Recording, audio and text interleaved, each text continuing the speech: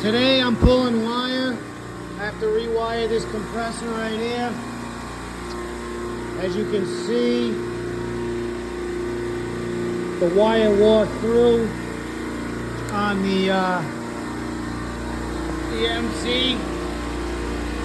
Blew out right there. Took the contactor out. So basically I'm running new 8-gauge wire from the compressor. Gonna run it all the way back over to here. The panel's shut.